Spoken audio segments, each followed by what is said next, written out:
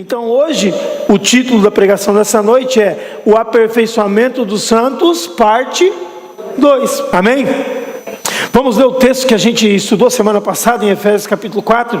Tu vai ler comigo? 4, versículo 11 ao 16. E ele mesmo, falando de Jesus, ele mesmo concedeu uns para apóstolos, outros para profetas, outros para evangelistas e outros para pastores e mestres.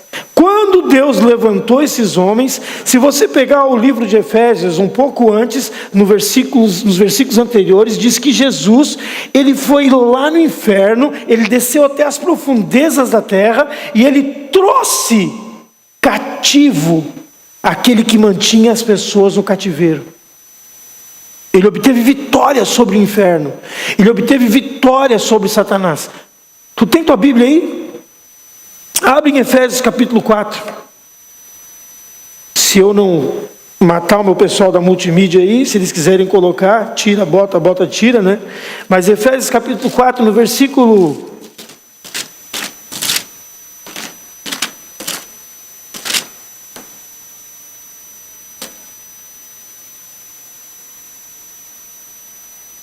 8.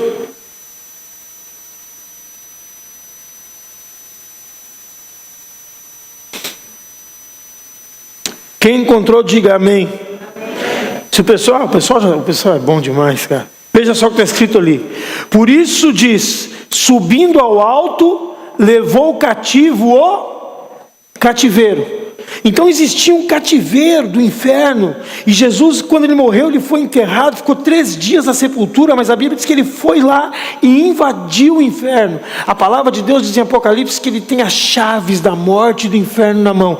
E aí diz assim, por isso diz, subindo ao alto, quando ele veio de volta, ele trouxe cativo o cativeiro. E não só isso, ele deu dons aos homens. Vai adiante, no versículo 9. Ora, isto, ele subiu, o que é? Senão que também antes ele tinha descido aonde? As partes mais baixas da terra, ele foi até lá no cativeiro. Versículo 10. Aquele que desceu, falando de Jesus, é também o mesmo que subiu acima de todos os céus para cumprir todas as coisas. Então, a palavra de Deus está dizendo aqui que Jesus foi lá e trouxe pessoas que estavam cativas. Trouxe um cara que nem eu, que era cativo, amarrado nas drogas, no álcool, na prostituição, na pornografia. E eu posso te dar a lista dos meus pecados. É grande a lista. Olha, o apóstolo Paulo diz que ele é o maior dos pecadores. Mas eu queria bater um papo com Paulo para ver se não estamos, ó. Paulo diz isso numa das cartas dele, eu, o maior dos pecadores, mas eu acho que eu estou ali com Paulo, se eu te der a lista. E aí, continuando no texto, esse que desceu e trouxe cativo, aquele que mantinha as pessoas no cativeiro, ele distribuiu dons aos homens, e ele preparou homens especiais, homens com uma função especial, apóstolos, profetas, evangelistas, pastores e mestres, mas ele tinha um objetivo, e o objetivo está no versículo 12. Qual que era o objetivo? O aperfeiçoamento dos santos. Por isso que eu quero que você entenda que santo tem que estar vivo para ser aperfeiçoado. Não pode ter morrido para ser aperfeiçoado, não pode ser uma imagem.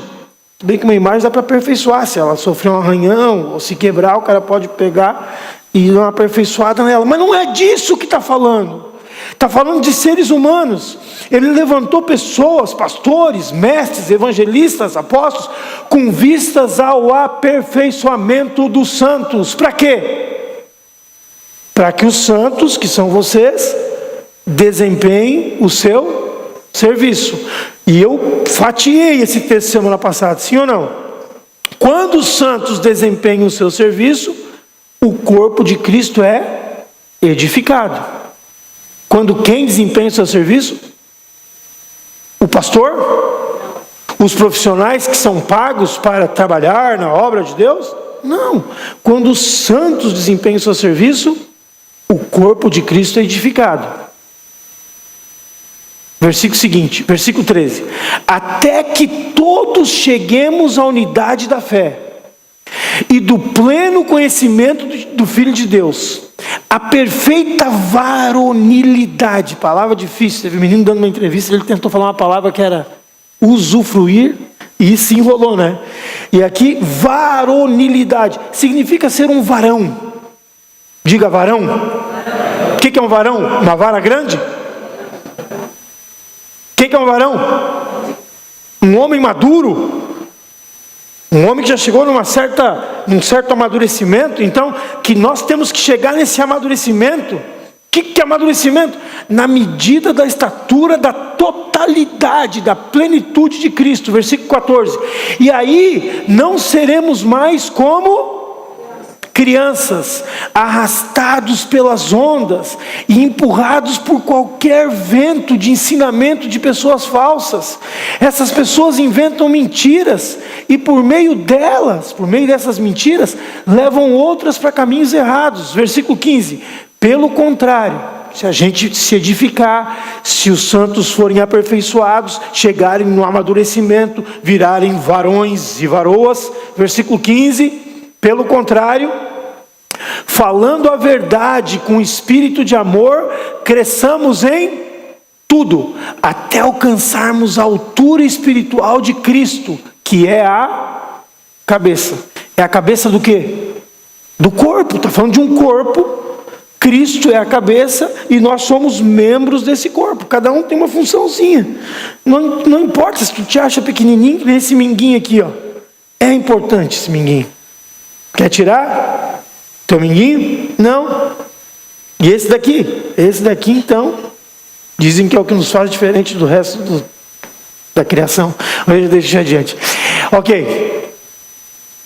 Pelo contrário, versículo 15. Falando a verdade com espírito de amor, cresçamos em tudo, até alcançarmos a altura espiritual de Cristo, que é a cabeça.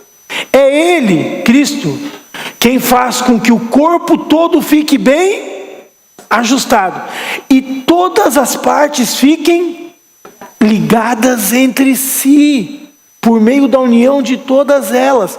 Por isso, amados, que é muito importante tu entender que um corpo... Eu vou falar algo aqui que vai ficar meio até pesado, talvez, mas não tem tanta criança.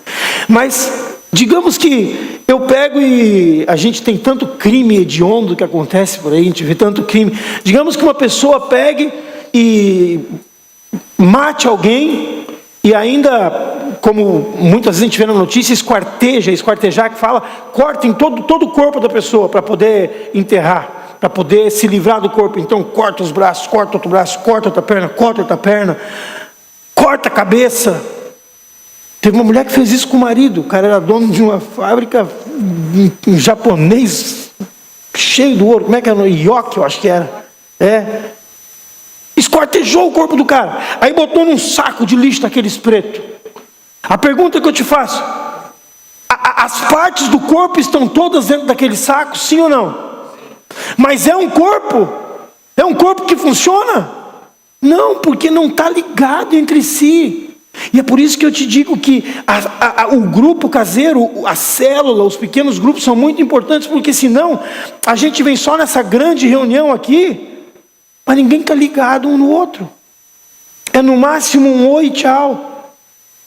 Que roupa que a Márcia está usando hoje? Tem gente que vem nas reuniões para dar uma analisada, e aí vai para casa. Eu participo do corpo de Cristo. Que corpo? Um saco com um braço, outro braço, uma cabeça, uma perna, outra perna. Não tem ligamento, não tem junta, não tem unidade. Ninguém se conhece.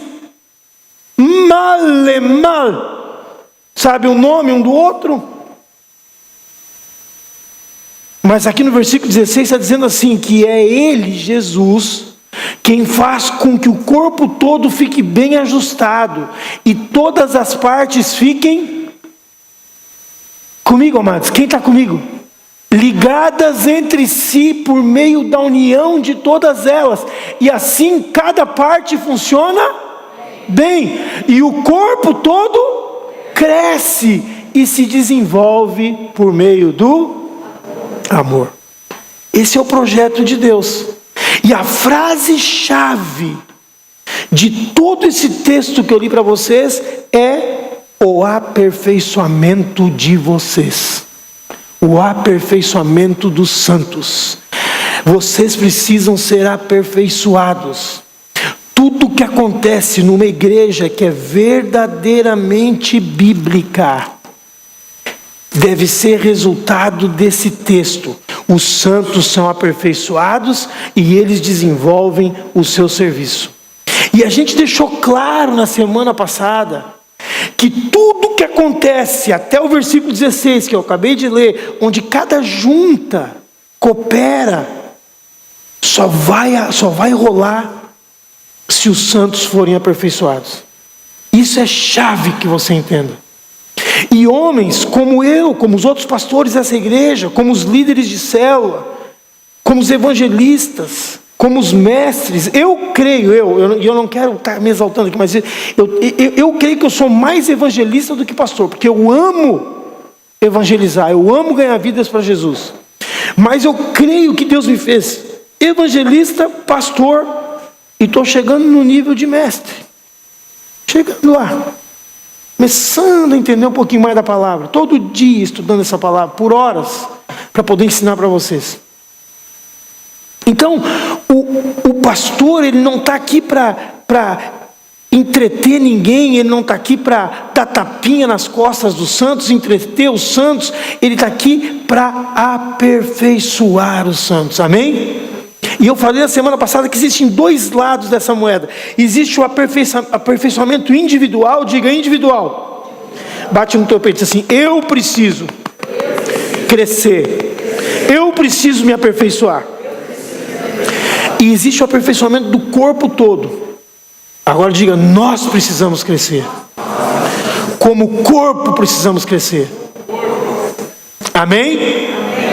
E aí a gente lê o Senhor Jesus dizendo algo que assusta muito, porque Jesus diz o seguinte, Mateus capítulo 5, versículo 48, portanto, sede vós perfeitos, diga perfeitos, como perfeito é o vosso Pai Celeste. Aí tu diz: pastor, estou indo embora. Não tem como, vou fugir deste lugar.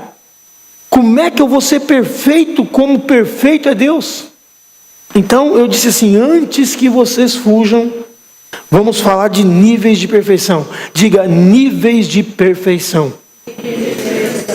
Quem lembra qual é o nível número 1? Quem lembra? Semana passada, quem estava aqui? Minha posição. Nível número 1 de perfeição é a minha posição. Diga: estar em Cristo. Essa é a tua posição, amém? Deixa eu te dar uma notícia. Ela pode ser boa, pode ser ruim, mas é uma notícia importante. Todo ser humano que vem ao mundo, ele nasce em Adão. Diga: em Adão. E aí no decorrer, na tua trajetória, tu tem que tomar uma decisão. Se tu vai permanecer nessa posição aqui em Adão, ou se tu vai decidir que agora tu vai estar em... Diga: em Adão. Em Cristo. E eu não posso ler o texto que eu li na semana passada, porque eu tenho que ir adiante, tá? Mas na semana passada a gente viu: assim como em Adão todos morrem, em Cristo todos são vivificados. Está lá em 1 Coríntios capítulo 15, se você quiser ler, tá? Mas em Hebreus capítulo 10, versículo 14, eu deixei só esse texto da semana passada. Diz assim: porque com uma única oferta, diga única oferta, aperfeiçoou para sempre, diga para sempre. Quantos estão sendo santificados? Então, eu gostaria de botar a palavra todos quantos, fica mais fácil de entender. Então eu vou ler de novo. Porque com uma única oferta, aperfeiçoou para sempre todos quantos estão sendo o quê? Pastor, eu não consigo entender isso daí. Se eu estou sendo santificado, se eu estou sendo melhorado, se eu estou sendo aperfeiçoado, como é que ele está dizendo que ele aperfeiçoou para sempre? Porque essa é a tua perfeição de posição. Diga assim, ó: eu estou em Cristo. E estando em Cristo estou perfeito. Sabe por quê? Porque Deus, quando olha lá de cima, Ele não enxerga você. Ele enxerga quem? Jesus Cristo te cobrindo. Quem lembra do exemplo que eu dei da ovelha semana passada? Estão lembrados? Da ovelhinha órfã? A ovelhinha que a mamãe morreu e daí nenhuma outra ovelha queria dar de mamar para ela. Mas teve um outro caso, na mesma fazenda, onde uma das ovelhinhas que a mamãe teve morreu. Faleceu a ovelhinha pequena. E o fazendeiro pegou então a pele da ovelha que tinha morrido, amarrou na ovelhinha órfã e levou para aquela mamãe. E o que a mamãe fez? Deu de mamar para a ovelhinha órfã, porque ela cheirava. E era o pelo do filho dela, da ovelhinha dela. E assim Deus olha para ti. Ele está olhando lá de cima. Ele não está olhando para a minha vida nem para a tua, porque nós somos imperfeitos. Ele está olhando para a obra que Jesus Cristo fez na cruz. Ele te vê, mas ele vê Jesus Cristo. Ele cheira Jesus Cristo. Ele vê o desempenho, a performance, o currículo de Jesus Cristo. A Bíblia diz que a justiça de Jesus foi imputada em ti, foi colocada na tua conta, foi acreditada na tua conta. Tu tinha uma conta que estava negativa, tu estava devendo, estava no vermelho, não estava zerada, estava negativa por causa do pecado, tu estava devendo. Jesus não foi simplesmente lá e pagou o teu pecado, ele foi além disso. Ele pagou o teu pecado e deu para ti o currículo dele. Quando Deus olha, ele vê tudo que Jesus fez. Ele vai lá, meu filho amado Samir, ele vê Jesus em mim, ele vê Jesus em ti, amém? Então é por isso que a Bíblia diz que nós somos, com a oferta da cruz, aperfeiçoados para sempre. Diga, para sempre.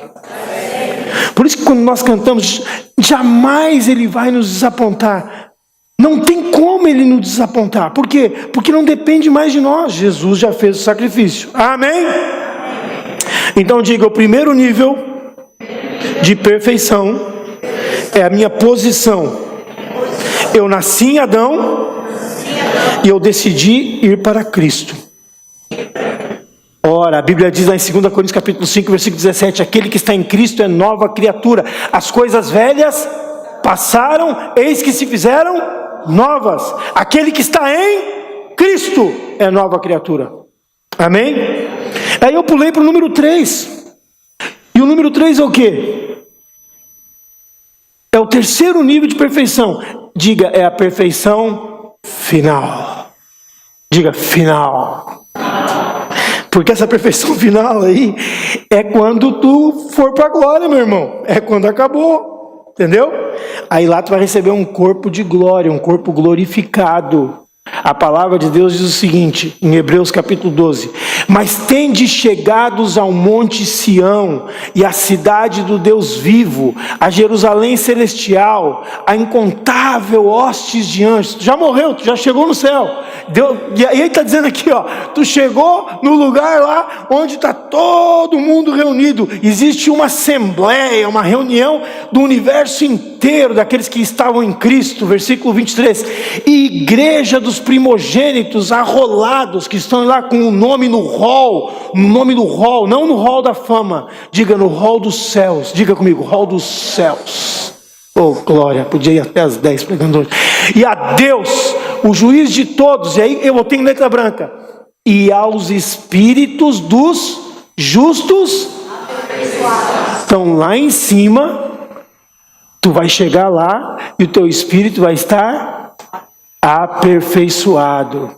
E chegou também a Jesus, aquele com letra maiúscula, mediador da nova aliança. Quem que é o mediador? Jesus.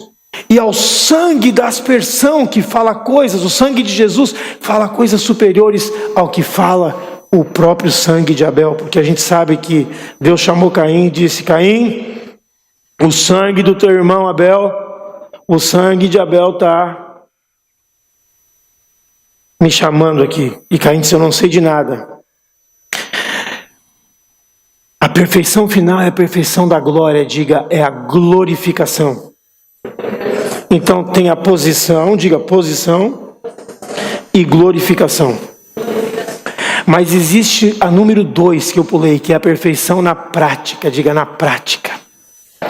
Essa é agora, é no dia a dia, é durante a nossa vida aqui.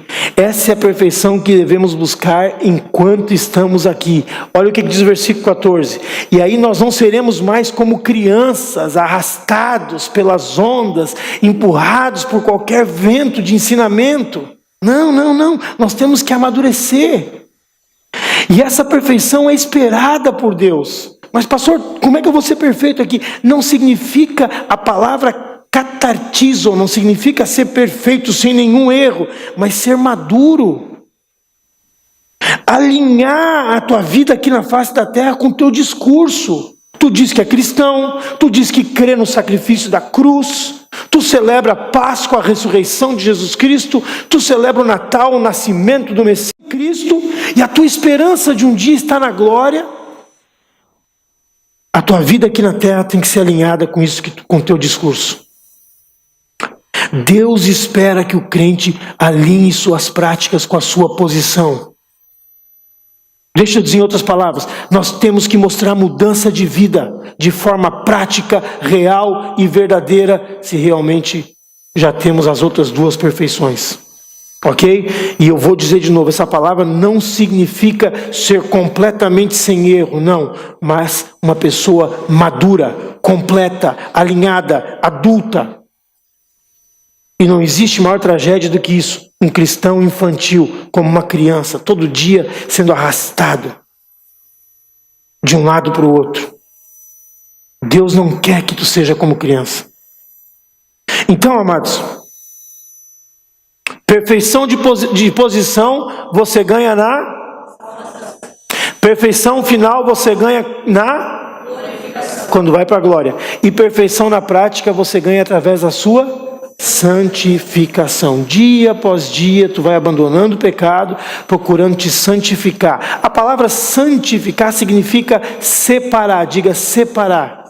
Tu vai te separando das coisas do mundo, tu vai te separando das coisas que te afastam de Deus. É isso que significa, sabia? Que a palavra santo significa separado? Quem sabia? Por exemplo, eu vou santificar algo para o Senhor, eu vou separar algo para o Senhor. Eu vou me santificar para o Senhor, eu vou me separar para o Senhor. Isso significa a palavra santo. Por isso que quando tu lê um texto de Filipenses, se você não entende essa perfeição de posição, diga perfeição de posição. Se você não entende a perfeição final, que já está garantida, diga perfeição final. Você não vai entender o que o apóstolo Paulo está dizendo aqui, ó. Lê comigo. Porque ele parece que ele fumou um. Ou fez coisa pior. O pastor falou que o apóstolo Paulo fumou um, que blasfêmia. Apaga do vídeo. Mas lê esse texto, isso não parece loucura. Não que eu o tenha já recebido ou tenha já obtido o quê? Paulo está dizendo, eu não obtive essa perfeição ainda. Eu não estou perfeito ainda. É isso que ele está dizendo? Mas eu não desisto. Diga, eu não desisto.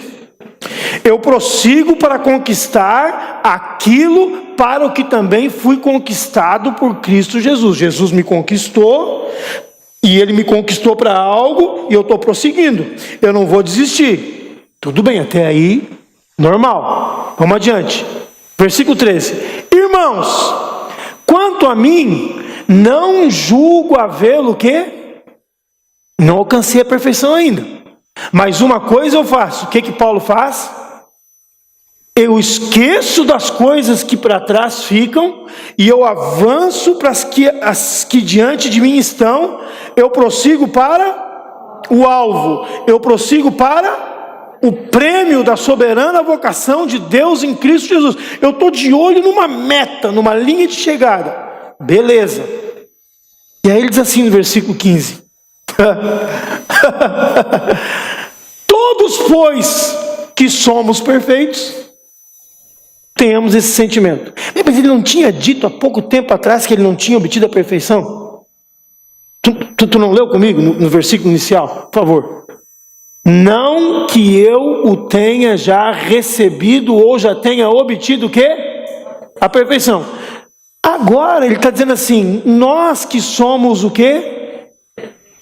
Somos perfeitos em que situação? Na nossa posição em Cristo e na nossa glória final.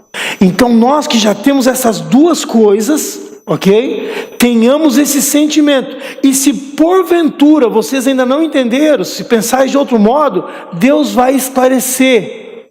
E aí ele diz assim no versículo 16: todavia andem ou andemos de acordo com o que já alcançamos. Andemos de acordo com aquilo que nós já entendemos. Vamos adiante? Versículo 17. E agora eu quero que vocês prestem atenção nisso, amados. Prestem atenção demais no que Paulo está dizendo para o povo dessa igreja, da cidade de Filipo. Ele está dizendo o seguinte: irmãos, sede o quê? Imitadores meus, e observai os que andam segundo o modelo que tende em nós. Então deixa eu falar para vocês que são líderes, pastores, e para mim também. Eu cansei de ouvir pastor em púlpito dizer: não olha para mim, olha para Deus. Está errado. Não existe isso. O líder, o pastor tem que ser referência, tem que ser modelo. E Paulo está dizendo assim, ó, eu não fujo. E não é esse o único texto. Se você abrir em 1 Coríntios capítulo 11, versículo 1, vai estar escrito: sede meus imitadores, assim como eu sou de Cristo Jesus. Eu não posso fugir desse compromisso. Eu não posso chegar aqui no púlpito e dizer assim: não olhem para mim. Não, eu posso dizer a mesma coisa que Paulo disse: eu não alcancei ainda, mas uma coisa eu faço. Eu esqueço as coisas que para trás ficaram, eu olho para o alvo, eu fui chamado para algo, Jesus me conquistou para algo, e eu não posso desistir, eu vou continuar correndo até o final. Mas se tropeçar 7 vezes, pastor, o justo tropeça 7 vezes e se levanta. Amém? E a minha justiça não vem de mim, vem de Jesus Cristo. Não é minha, ela vem do alto. Mas eu não posso fugir desse compromisso. Então, se vocês escutarem qualquer líder, em qualquer lugar, dizendo: não olha para a minha vida, olha sempre para Jesus, tu vai te decepcionar com os homens. Aí é desculpa esfarrapada. Sim, tu vai te decepcionar com os homens. Os homens vão decepcionar muitas pessoas, mas não precisa ser eu. Não precisa ser tu que decepciona. Deixa os outros decepcionar. Deixa quem não quer seguir a carreira. Deixa quem não quer mudar de vida. Deixa quem não quer alinhar sua vida. Deixa quem não quer buscar a santificação. Agora, se você quer buscar essa santificação, se você está em Cristo e é uma nova criatura, se você é o embaixador de Jesus Cristo na face da terra, como diz a palavra de Deus, somos embaixadores de Cristo. O que é embaixador? Representante legal de Jesus Cristo na face da terra. Representante legal de Jesus. A embaixada brasileira nos Estados Unidos é o Brasil nos Estados Unidos. Se tu entrar na embaixada e fechar o portão, tu não está em território norte-americano. Pode ser na Califórnia, pode ser na Flórida, pode ser em Washington DC, não importa. Se tu entrar no consulado brasileiro e fechar o portão, você está em território brasileiro. E o apóstolo Paulo diz assim: e nós, como embaixadores de Cristo aqui na face da terra, rogamos. Paulo quase que implora. Ele diz assim: rogamos que vocês se reconciliem com Deus, façam as pazes com Deus. Ô pastor, eu não estou de mal com Deus, eu nunca estive de mal com Deus, mas Deus está de mal contigo se você não está em Jesus. Vou dizer de novo: se você não está em Jesus, você não tem paz com Deus. Deus é inimigo teu. Neto, bota em Romanos capítulo 5 para mim, por gentileza, aí na tela. Versículo 1. Romanos capítulo 5, versículo 1. E depois eu te digo qual. Se você tem a Bíblia, abre a Bíblia. Romanos capítulo 5. Está na tela? Tendo sido, pois, justificados pela fé, temos o quê? Paz com Deus, por nosso Senhor Jesus Cristo. E aí agora vai até o versículo 9, 8 em diante. Mas Deus prova o seu amor para conosco em que Cristo morreu por nós, sendo nós ainda pecadores. Vamos adiante. Logo, muito mais agora, tendo sido justificados pelo seu sangue, seremos por ele salvos da ira. Não tem como nós sermos julgados na ira final, no julgamento final. Somos salvos da ira. Versículo 10. Porque se nós, sendo, o que diz ali a palavra? Lê mais alto para mim. Nós éramos o que de Deus? Fomos o que? Reconciliados com Deus pela morte do seu Filho. Muito mais tendo sido já reconciliados, seremos o que? Salvos pela sua vida. Pode voltar para a tela lá. Se através da morte de Jesus, Ele reconciliou nós que éramos inimigos por causa do pecado, muito mais agora Jesus estando vivo, do lado do Pai, dizendo: Pai, a Bíblia diz que Ele é nosso intercessor, sabia? Lá em Romanos diz que Ele intercede por ti. Quando a gente pisa na bola, a gente faz alguma coisa errada, sabe o que Jesus está dizendo? Pai, eu morri por ele. Olha meu pelo por cima dele lá. Olha meu pelo por cima dele, papai. Eu morri por ele. É isso que a palavra de Deus diz. Mas se tu não está em Cristo, se tu não entregou tua vida para Jesus ainda, se Jesus morreu naquela cruz e o sangue de Jesus está caindo no pó da terra e tu não te colocou debaixo daquela cruz e disse assim: Senhor, que esse sangue caia sobre minha cabeça e escorra sobre todo o meu corpo e me lave dos meus pecados, eu estou te comunicando hoje, tu ainda é inimigo de Deus. Tu ainda não foi reconciliado com Deus. Em 2 Coríntios capítulo 5, versículo 18 em diante, Paulo diz: eu, como embaixador de Cristo, eu vos rogo, eu vos imploro, logo faz as pazes com Deus, porque tu não sabe quanto tempo tu tem.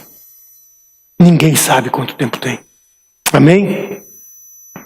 Então Paulo diz assim: irmãos, sede imitadores meus, e observai os que andam segundo o modelo que tendes em nós, pois muitos, preste atenção, versículo 18, muitos dentro da igreja, ele está falando para a igreja, muitos andam entre nós, dos quais repetidas vezes eu vos dizia, e agora vos digo, até o quê? Chorando, que são o quê? Inimigos da cruz de Cristo, muitos. Paulo está triste porque diz que as pessoas são inimigas da cruz de Cristo. Versículo 19, o destino dessas pessoas é o quê? É a glória? É a glória? É a perdição. O Deus com letra minúscula, o Deus dessas pessoas é, em vez de Deus estar no coração, já ouviu falar? Fulano tem um Deus na barriga? Quem já ouviu falar? O Deus deles é o seu ventre, a glória deles está na sua infâmia, sempre fazendo coisas que geram uma fama para a obra de Deus, visto que só se preocupam com as coisas desta terra aqui. Versículo 20, pois a nossa pátria está nos céus, de onde também aguardamos o Salvador, o Senhor Jesus Cristo. Versículo 21, o qual transformará, e aqui vem aquela parte da glorificação, o nosso corpo de humilhação. Por que esse corpo é de humilhação, pastor? Por que é de humilhação? Por que é? Porque envelhece, os cabelos vão ficando branco. A Bíblia diz em outro texto, é um corpo que se corrompe. Não é a corrupção de Brasília lá dos políticos, se corrompe porque vai perde o dente, fica enfermo. Minha mãe teve que botar agora uma prótese no joelho porque não está mais conseguindo caminhar. É um corpo de humilhação. É um corpo que só vai ladeira abaixo, velho. Deixa eu dizer uma coisa para vocês. Se tu ainda não te reconciliou com Jesus Cristo, e tu não pretende te reconciliar,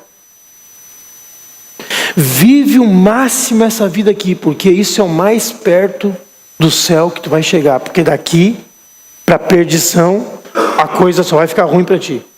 Agora, se tu já se reconciliou com Jesus Cristo, se tu já tem Jesus no teu coração, se você já está em Cristo, é uma nova criatura, por pior que seja o que tu está passando, não te preocupa, porque daqui é só para melhor. E se está bom, melhor ainda, vai ficar melhor ainda. Amém? Então, para quem está em Jesus Cristo, não importa a situação, é daqui para melhor. Agora, se tu não está em Cristo, magrão, vou te dar um conselho. Não eu, o apóstolo Paulo. 1 Coríntios capítulo 15. Se não existe ressurreição dos mortos, não existe Jesus Cristo, comamos, bebamos, nos fartamos, porque amanhã morreremos. Pode abrir a Bíblia, está em 1 Coríntios capítulo 15, não vou abrir agora porque não tem tempo, meu tempo está se esgotando, 8h46, tem 14 minutos. Lá vamos nós. Para ser igual ao corpo da sua glória, versículo 21. O qual transformará o nosso corpo de humilhação para ser igual ao corpo da sua glória. Um dia nós vamos ter um corpo igual ao que ele teve depois da ressurreição. Cara, vocês não se... Às vezes vão estar largados, vocês de mão. Como é que era o corpo dele? Quem lembra? Os discípulos tudo parado dentro de casa, trancado, apavorado. Ele atravessou a parede. Chegou no meio da reunião, atravessou a parede. Mas ele não era um fantasma. Ao mesmo tempo ele disse: toca aqui em mim. Toca, Tomé. E eles achavam que era um fantasma. Ele disse assim: alguém tem alguma coisa para comer aí? E aí deram para ele pão e um favo de mel. E ele comeu. E agora é invenção minha, é isso que eu vou dizer para vocês. Eu acredito que no corpo da glória não vai ter WC, nem privada. Eu acho que funciona assim. A gente come o que quer, pizza de bacon, como é que é? Sabe, picanha gorda. Come o que quer e quando chega aqui, tem tipo uma usina. Sabe? Um fogo. É só para sentir o gosto do churrasquinho do Arthur descendo, aí chega aqui. Porque eu não posso pensar num corpo de glória, eu não posso imaginar no céu fila de banheiro, ninguém com diarreia. Eu contei para vocês esses dias no avião, lembra? Eu contei para vocês do avião que eu quase atropelei a aeromoça e ela não me deixou usar o da primeira classe, por causa que era a primeira classe. Quase morri, cara. Tinha um carrinho no corredor, não passa nem um fio de cabelo entre o carrinho e o banheiro que estava lá no final do corredor. Eu disse para ela: eu vou morrer, me deixa ir na primeira classe. Ela não deixou, ela empurrou o carrinho até o fim, para mim poder usar o banheiro lá. Então eu não posso acreditar, porque está dizendo assim, ó, para ser igual ao corpo da sua glória. Um dia nós vamos ter um corpo igual de Jesus ressuscitado. Jesus chegou na beira da praia, viu os discípulos pescando, tinha todo mundo desistido, abandonado. Já Pedro falou: eu vou voltar a pescar. Diz que ele tinha recebido um chamado: tu vai ser pescador de homem. Mas Pedro disse assim: eu vou voltar a pescar. E Pedro era líder, levou mais 7 com ele. Aí de manhã cedo chega Jesus: e aí, pegaram alguma coisa? Não pegamos nada. Jesus diz o quê?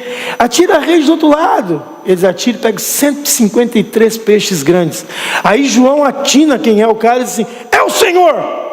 E aí a palavra de Deus diz que Pedro tira a roupa e vai só de cueca, que eu não imagino como é que era uma cueca 2000 anos atrás, mas a palavra de Deus está dizendo, diz que ele tira a roupa e se joga no mar e vai encontrar com Jesus. E chega lá, Jesus já está com uma fogueira pronta e já está assando uns peixes.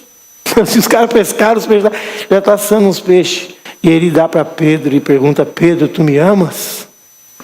E Pedro diz o quê? Eu te amo, Senhor. Segunda vez, Pedro, tu me amas? Sim, te amo, Senhor. Pela terceira vez, Pedro, tu me amas? Daí Pedro fica meio triste, a Bíblia diz. Senhor, tu sabe tudo. Jesus estava dando a chance para Pedro se reconciliar, porque Pedro negou Jesus quantas vezes? 3 vezes. Alguns dizem que Pedro negou Jesus porque Jesus inventou de curar a sogra de Pedro. Também o cara curar a sogra, né? Pediu para ser negado. Dona Neuza, eu sei que a senhora vai ouvir esse culto, eu amo a senhora. Lá em Balneário Camboriú.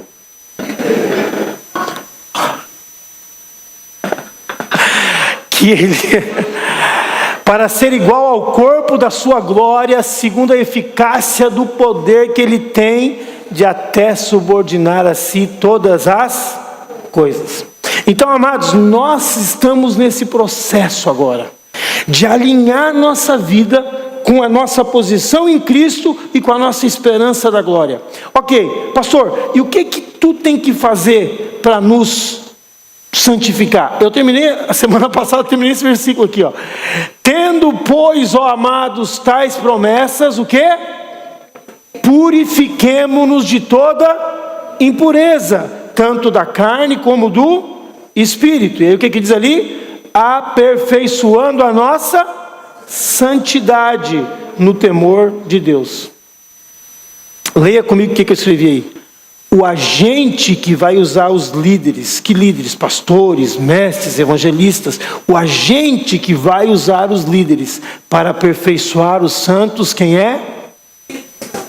Tem que ser o Espírito Santo. Nenhum homem, olha para mim aqui, nenhum homem é capaz de aperfeiçoar ninguém.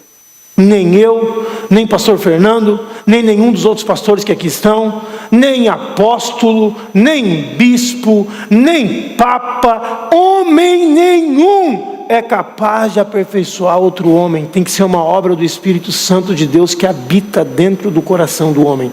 Amém? Mas, pastor, Deus usa homens? Claro que usa. Usa homens através do seu Espírito Santo, para que essa santificação aconteça. Deus usa os homens, Deus usa a minha vida, Deus pode usar a vida de outros, através do ensino da palavra, mas é o Espírito Santo. O apóstolo Paulo fica indignado com essa igreja. Qual a igreja? A igreja dessa cidade de Gálatas, da Galícia, ou Galácia. É onde tem um time de futebol hoje, chama Galatasaray. É dessa região aí, só para você saber, trivia. Versículo 1. Ó Gálatas insensatos, quem vos fascinou a vós outros, ante cujos olhos foi Jesus Cristo exposto como crucificado? Versículo 2, quero apenas saber isso de vós, recebeste o Espírito pelas obras da lei ou pela pregação da fé? Versículo 3, o que diz o versículo 3? Sois assim insensatos que tendo começado no Espírito, estejais agora vos aperfeiçoando aonde? Tu começou a ser aperfeiçoado pelo Espírito. Como é que tu agora quer ser aperfeiçoado na carne? Cumprindo regras, cumprindo leis, cumprindo normas. Paulo está enlouquecido. Se tu lê essa carta aos Gálatas, onde vem gente dizendo, não, vocês têm que continuar praticando a circuncisão. Quem sabe o que é circuncisão? Hoje as pessoas chamam de operação da fimose. É quando tira a película do membro masculino, quando a criança é pequena. Sabiam disso? Isso que é circuncisão. Se tu pegar o texto, Paulo diz o seguinte: estes que vos obrigam a fazer a circuncisão, eu gostaria que eles tirassem tudo fora. Está manso ele? Não tira só a película. Já que vocês querem fazer tanto, cumprir a lei, tira fora tudo. Depois tu lê lá, diz assim, pastor inventou, não. Pode ler Gálatas, capítulo 2 ou 3, não me lembro onde é que está. O que Paulo está dizendo é que não dá para crescer sem o Espírito Santo. É como eu querer me alimentar de mim mesmo. O que está falando, pastor? Já pensou? Eu querer crescer na carne, é dizer assim, hoje eu estou sem comida, então vou começar pelos meus dedos. Aí fico só com um toco da mão. Amanhã eu como a outra. No mês seguinte eu estou no cotovelo. Não vou chegar a lugar nenhum. Vou acabar comigo mesmo. O que Paulo está dizendo aqui é que não tem como ser aperfeiçoado na carne. É só através do Espírito Santo. Amém? Ora, o Senhor é o Espírito. E onde está o Espírito do Senhor, aí há liberdade. E todos nós, com o rosto desvendado, contemplando como que por espelho a glória do Senhor, somos o quê? Diga, transformados de glória em glória, de etapa em etapa, passo a passo, na sua própria imagem. Por quem? Pelo pastor Samir? Pelo Senhor, o Espírito. O Espírito Santo de Deus. Então esse processo de aperfeiçoamento dos santos só pode acontecer na vida de pessoas que realmente renderem as suas vidas ao Espírito Santo. Vamos ler de novo. Então, esse processo de aperfeiçoamento só pode acontecer na vida de pessoas que realmente se renderem ao Espírito Santo. Por isso que eu posso me matar pregando aqui. Eu posso ficar roxo de tanto gritar. Se a tua vida não tiver rendida ao Espírito Santo de Deus, não vai ter crescimento. Não adianta. Não adianta vir na igreja todo domingo. Não adianta. Se tu está vindo porque tua mulher está te puxando a força, te rende ao Espírito Santo, homem. Se tu está vindo porque tu acha que o pastor está cuidando, eu já falei, eu não consigo nem ver quem está ou quem não está mais. Te rende ao Espírito Santo. Senão não vai haver aperfeiçoamento verdadeiro, nem aqui, no agora e nem na glória. Porque quem já tem o aperfeiçoamento de posição e quem já tem o aperfeiçoamento da glória, ele tem que estar rendido ao Espírito Santo. Então eu vou te fazer uma pergunta para encerrar o culto de hoje, infelizmente. Quais são as ferramentas que Deus usa para nos aperfeiçoar aqui na face da terra? Diga, que ferramentas? O agente é o Espírito Santo, amém? O agente é o... Mas o que ele usa para nos aperfeiçoar? Primeiro, número 1, diga comigo, testes, provas, tempestades. Ah, mas daí é brabo, velho. Mas aí tá brincando comigo. Aí tá me caiu os buteados do bolso. Né? Para mim, me aperfeiçoar, Deus vai usar teste, prova e tempestade. Olha o que o irmão de Jesus diz, Tiago. Tiago, servo de Deus, do Senhor Jesus Cristo, as 12 tribos que se encontram na dispersão. Estão na dispersão porque tiveram que fugir. Desde a época da perseguição da igreja. Começou as provas ali em Jerusalém. Começaram a perseguir e a matar os discípulos. As 12 tribos que se encontram na dispersão. Saudações, versículo 2. Meus irmãos. E aí, esse aí parece que fumou um. Tende por motivo de toda alegria o passar de por várias provações. Sabendo que a provação da vossa fé, uma vez confirmada, produz o quê? Perseverança. Ora, a perseverança deve ter ação para que sejais o quê? Perfeitos e íntegros, em nada deficientes. Então, uma das coisas que vai ser usada por Deus para amadurecer os santos ou os crentes são os testes. E o agente que vai usar isso é o Espírito Santo de Deus. Pastor, mas toda prova, todo teste, toda tempestade que eu passo na minha vida é Deus? Não. Tem neguinho aqui passando por tempestade porque fez escolhas erradas. Eu perdi um amigo por problema no fígado, porque ele fez escolhas erradas durante a vida inteira dele, toda a vida, e estragou o fígado.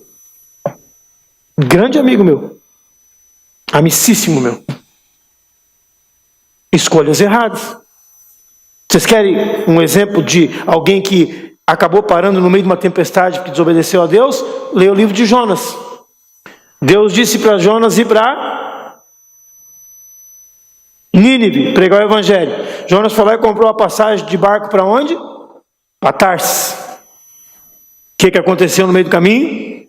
Uma grande tempestade. O barco quase afundou. Ficou todo mundo desesperado. Tocaram toda a mercadoria. Se fosse nos dias de hoje, os containers. Quem sabe lá o que eles estavam carregando de carga. Quem sabe era tudo um navio de automóveis. Tem que jogar todos os Mercedes para fora por causa do Jonas. E nada da tempestade passar. Onde é que eles encontram o Jonas? Dormindo no porão.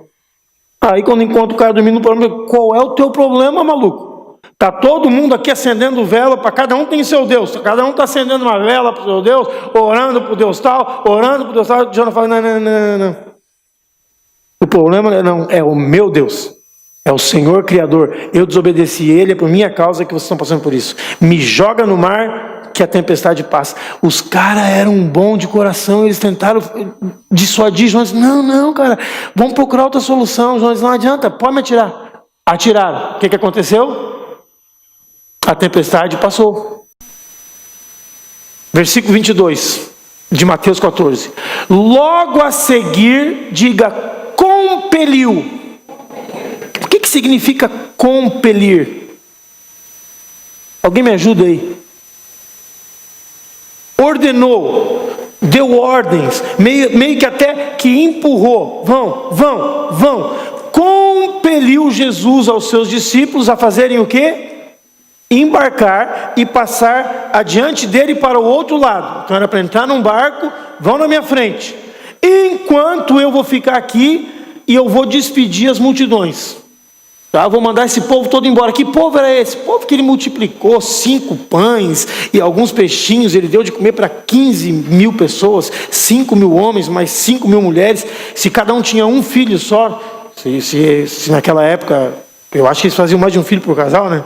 Se é que nem os árabes da minha raça, os muçulmanos, faz meia dúzia. Isso aí é pouco, né? Mas vamos botar que ele alimentou 15 mil. E agora ele disse assim para os discípulos: vocês vão indo, que eu vou mandar essa galera embora. Agora está todo mundo bem, já dei a palavra. E aí diz assim, versículo 23, e despedidas as multidões, depois que ele mandou todo mundo ir para casa, ele foi junto com os discípulos para o barco, é isso?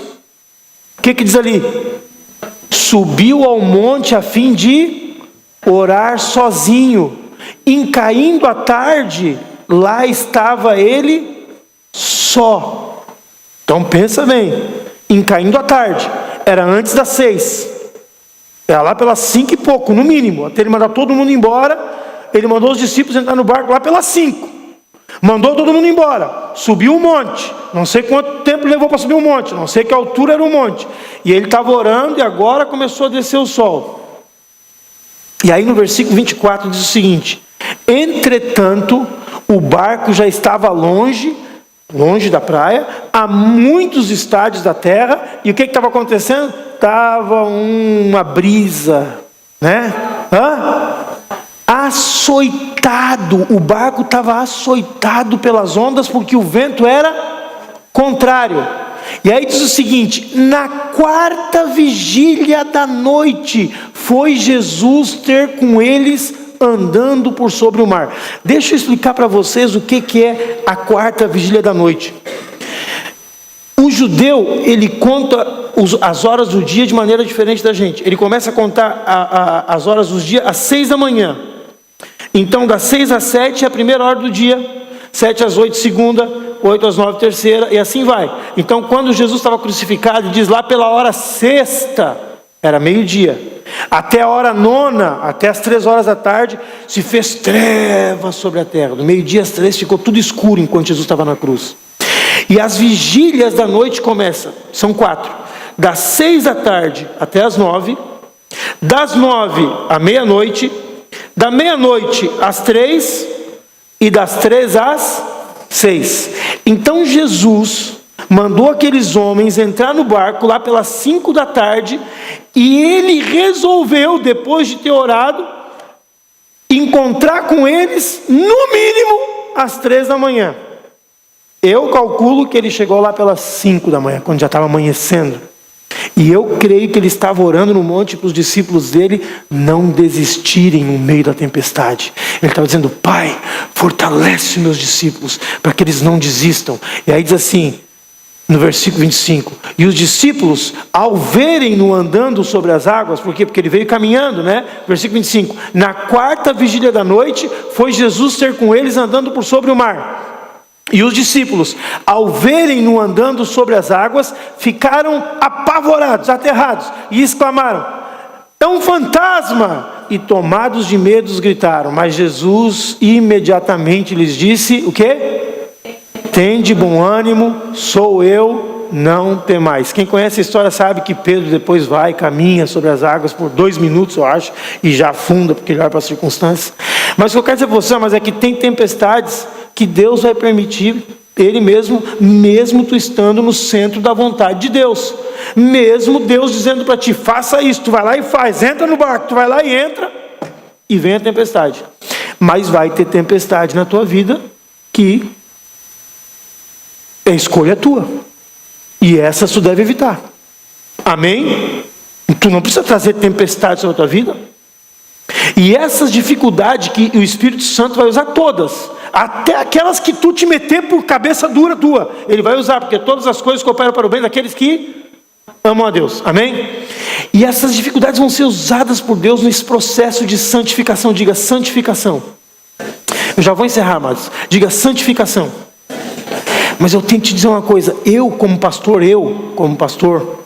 eu não preciso causar essas dificuldades para vocês. E se eu já causei, eu sei que é impossível pastorear por tantos anos sem ter machucado, sem ter magoado, sem ter ferido alguém. Então eu vou aproveitar esse momento antes de encerrar o culto.